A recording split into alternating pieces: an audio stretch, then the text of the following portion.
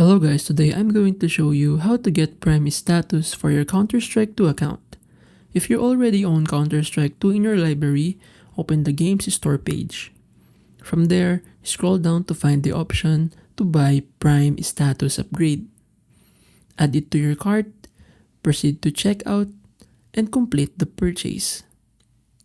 If you don't have the game in your library, go to the Steam store and search for Counter-Strike 2 in the search bar. Once you find it, follow the same steps to purchase the Prime upgrade. So Prime gives you access to exclusive benefits in CS2. It matches you with other Prime players, which typically ensures a better gameplay experience. You also get access to Prime exclusive drops, which include skins and other rewards not available to non-Prime users. Prime status can also help reduce the chances of encountering cheaters, as it requires players to have a verified phone number linked to their Steam account. So that's basically it.